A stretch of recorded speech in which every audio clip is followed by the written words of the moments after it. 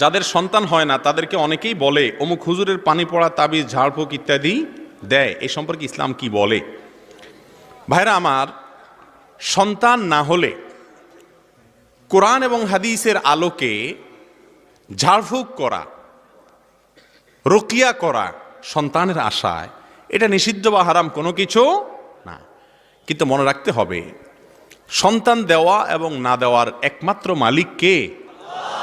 অতএব ঝাড়ফুঁক বা অন্য কোনো হুজুরের কাছে দোয়া চাওয়ার চাইতে গুরুত্বপূর্ণ এবং স্বয়ং কোরআন যে আমলের কথা শিক্ষা দিয়েছে তা হলো আল্লাহর কাছে দোয়া করা। আল্লাহর কাছে কি করা? আমাদের দেশের অনেক ভাই বোনরা সন্তান না হলে, অথবা ছেলে হয় না শুধু মেয়ে হয়, মেয়ে হয় না শুধু ছেলে হয়, এগুলো ঘোচানোর জন্য অনেক মাজারে চলে যায় এবং মাজারে গিয়ে সন্তান চায়।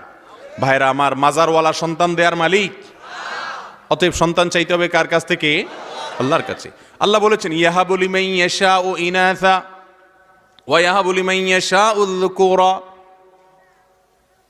আল্লাহ তাআলা যাকে ইচ্ছা তাকে ছেলে দেন, যাকে ইচ্ছা তাকে, আবার যাকে ইচ্ছা তাকে দুইটাই দেন। ওয়া ইয়াজআলু মান ইয়াশাউ আকীমা, যাকে ইচ্ছা তাকে বন্ধা বানান। তাহলে এই ক্ষমতা কার?